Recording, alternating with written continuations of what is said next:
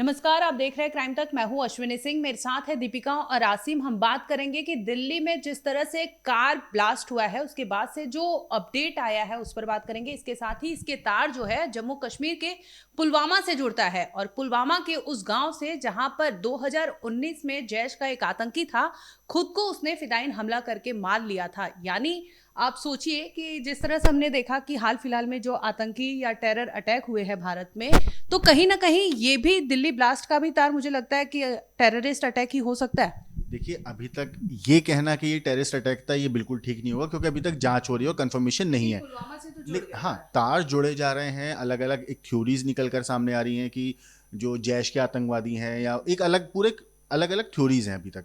लेकिन कोई भी कॉन्क्रीट ये बात नहीं है कि ये टेररिस्ट अटैक था। हो सकता, क्योंकि कल रात जब गृह मंत्री आए और उन्होंने प्रेस कॉन्फ्रेंस में लोगों से बात करी, मीडिया से, तो उन्होंने भी यही बात बोली कि हम हर ऑप्शंस को ओपन रख के जो है इन्वेस्टिगेशन कर रहे हैं, और हर चीज़ को ओपन करके ही हम सारे चीज़ों के ऊपर ध्यान रख के पूरी इन्वेस्टिगेशन चल रही है। तो अभी ये कहना कि ये टेररिस्ट अटैक था, नहीं था, कोई कनेक्शन है, तो वो अभी बहुत ज़्यादा जल्दबाजी होगी। लेकिन इन चीज़ में एक चीज़ है जो इस सारी चीज़ में जो सबसे ज़्यादा कॉमन आ रही है और इस चीज़ों को हवा जो मिल रही है, वो है डॉक्टर उमर, जिसका सीसीटीवी वीडियो उस गाड़ी को चलाते हुए आया। अब डॉक्टर उमर के ऊपर जो कनेक्शन है दीपिका, वो सारा फरीदाबाद जो जो विस्फोटक सामान मिला था उसमें भी वो। कई चीजें बताई जा रही है, क्योंकि जब से डॉक्टर उमर का नाम सामने आया तो लिंक फरीदाबाद से जुड़ रहा है। फरीदाबाद में हमने देखा ही, पहले ही गिरफ्तारी हुई है, वहां से कई चीज संदिग्ध चीज बरामद की गई है। अब वो जो आखिरी का सीसीटीवी फुटेज नजर आता है, जो वो i20 कार थी, उस कार में जो बैठा हुआ शख्स था, वो बताया जा रहा है कि वो डॉक्टर उमर है। डॉक्टर उमर उस गाड़ी में जब ब्लास्ट हुआ था, वो वहां पर उसमें मौजूद था या नहीं था, उसने गाड़ी में कौन सा विस्फोटक लगाया था नहीं लगाया था, अभी इस बात की कोई पुष्टि नहीं हुई है। लेकिन इसके लिंक फरीदाबाद से जुड़ते हुए नजर आ रहे हैं। कहा यह जा रहा है, जो सोर्सेज का दावा है, जो आकलन लगाए जा रहे हैं, वो ये है कि जब इनका वो मॉड्यूल फेल हो जाता है, जब इन्हें ये डर लगता है कि हम कुछ भी नहीं कर पाए, हम मेरे कुछ साथी भी पकड़े जा चुके हैं, मैं भी पकड़ा जाऊंगा, तो उस जल्दबाजी में हो सकता है ये ब्लास्ट किया गया हो। क्योंकि इस ब्लास्ट में 8 से 9 लोग मारे गए हैं, बर्न इंजरीज कई लोगों को हुई हैं जो हॉस्पिटल में एडमिट हैं। लेकिन दूसरी तरफ से अगर हम देखें, अगर ये एक आतंकवादी हमला होता भी, तो कैजुअलिटीज मुझे लगता है बहुत ज़्यादा भी हो सकती थी, क्योंकि 8 लोग मारे गए, हालांकि ये कम नहीं है। लेकिन ये भी बताया जा रहा है कि वहाँ पर कोई ऐसा गड्ढा नहीं हुआ है जो आमतौर पर ब्लास्ट के दौरान देखा जाता है।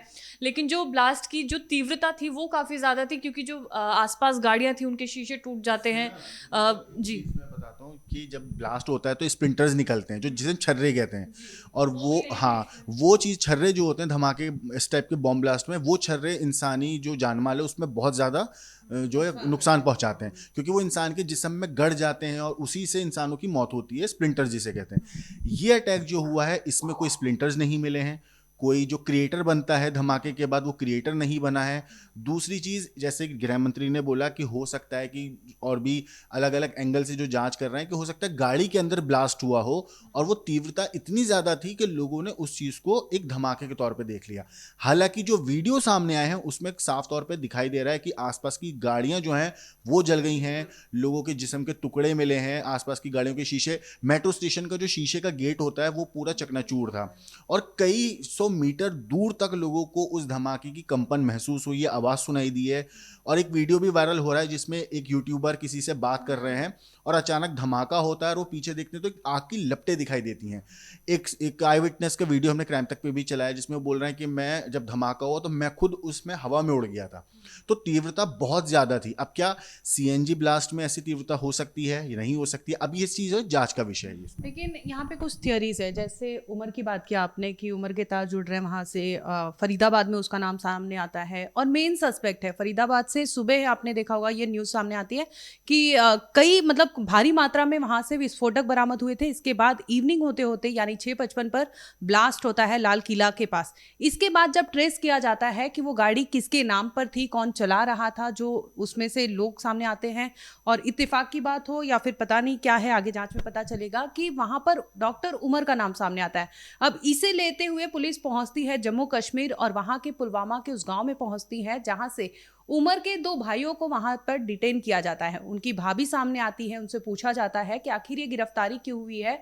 तो इस पर वो कहती है कि इवनिंग में जब पुलिस आई थी, जांच कर रही थी, पूछताछ की, उसके बाद उनके दोनों मतलब जो भी भाई हैं छोटे, उन्हें लेकर जाती है और इसके बाद 12 मोबाइल जब्त किए जाते हैं। ये अपने आप में बहुत बड़ा सवाल है, क्योंकि अगर कुछ चीज़ें नहीं है, कनेक्टेड नहीं है, तो वो गिरफ्तारी और वो सामान की बरामदगी वहां से क्यों होती है?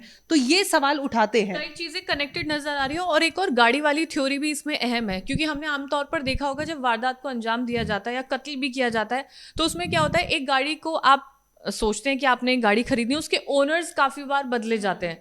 तो इस पूरे मामले में भी ओनर्स काफी बार बदलते हुए नजर आ रहे थे, फिर उनकी तस्वीरें भी लगातार सामने आ रही थी। आखिर में वो शख्स नजर आता है जो उस गाड़ी में बैठा हुआ उसे चला रहा था। फिदायीन हमला भी ये हो सकता है जो आकलन लगाए जा रहे हैं, जिसमें कि इंसान खुद को भी मार देता है, वो भी एक सिचुएशन इसमें बताई जा रही है, क्योंकि डॉक्टर उमर का नाम इसमें जुड़ गया है। पुलवामा तक, जैसा अश्विनी ने बताया, वहां पर भी मामला जुड़ चुका है। तो कहीं ना कहीं जो इशारा है वो आतंकवादी हमले की तरफ हो तो रहा है, लेकिन अभी तक इसकी पुष्टि नहीं हो पा रही है। और गाड़ियों का बार बार ओनर्स बदलना, क्योंकि कुछ वक्त बाद कोई और खरीद रहा है, आगे वो किसी और को बेचा जा रहा है, ताकि पुलिस को परेशानी हो, एक हिस्ट्री एक लंबी खासी चौड़ी बन जाए, ताकि पुलिस पहुंच ना पाए। हालांकि पुलिस सबकी तरफ पहुंच चुकी है और लोगों की पहचान भी कर ली जा चुकी है। इस मामले की जांच लगातार आगे पहुंच रही है, लेकिन वो जो पूरा इलाका था, जो लाल किले के सामने वाला इलाका था, वो मैं भी वहां पर गई हूँ, मैंने भी, आप लोग भी सब गए होंगे, तो वो पूरा बहुत ही ज्यादा क्राउडेड प्लेस रहता है, हर वक्त ही वहां पर बहुत ज्यादा भीड़ रहती है। ऐसे में एक गाड़ी जो धीमे से आती है, 3 घंटे तक बताया जा रहा है कि वो लाल किले के आसपास ही गाड़ी स्पॉट की गई है। हालांकि वो एक बॉर्डर पर भी देखी जा सकती थी, फिर उसके बाद वो दिल्ली में एंटर करती है और 3 घंटे तक लाल किले के पास। हालांकि उनके दिमाग में जो लोग बताया जा रहे हैं, जो डॉक्टर उमर है, उसके दिमाग में ये चल रहा था कि वो जल्दबाजी में ये करना चाह रहा था। कि जिस तरीके से हमारी जांच एजेंसियों ने क्रैकडाउन किया और जो कई अलग अलग जगहों से विस्फोटक सामान बरामद हुए हैं, कई लोगों की गिरफ्तारी हुई है, तो ऐसा कई थ्योरीज हैं और ऐसे हो भी सकता है, इस तरीके हो सकता है ये सच भी हो, लेकिन कंफर्मेशन नहीं, लेकिन हो सकता है कि रियलिटी हो कि इन लोगों ने जो भी आरडीएक्स था या जो भी विस्फोटक सामान था इन लोगों के पास हो, और इन्हें ये था कि पुलिस ने तो पकड़ ही रहा है, तो ये जो डॉक्टर उमर था वो गाड़ी में रख के उसको कहीं लेके जा रहा हो ठिकाने लगाने, और खुद हाँ और वो किसी वजह से वो ब्लास्ट हो गया हो और उसमें गाड़ी तो उड़ी और वो उस टाइम पे वो माहौल जगह ऐसी थी कि उसकी वजह से ये धमाका इतना जोरदार हो गया। लेकिन एक और चीज़ है, जैसे आपने बोला कि फरीदाबाद से जो भी बरामदगी हुई है, तो अगर सोचिए कि ये लोग ने बाकायदा प्लानिंग की होगी, तभी ये चीज़ें इकट्ठी की गई है और एक जगह से दूसरी जगह ले जा रहे थे। तो ये तो छोटे स्तर पे हमने देख लिया कि लाल किले का भी जो इंसिडेंट है वो छोटे स्तर पे हुआ कि 8 से 10 मौतें हुई है।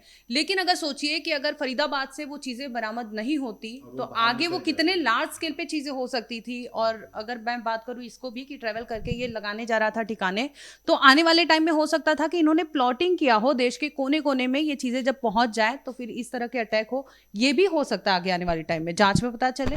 तो दोस्तों अभी इस पूरी चीज़ में जो भी धमाका हुआ उसके ऊपर जो भी अपडेट आ रही है हम आपको क्राइम तक पर लगातार बता रहे हैं।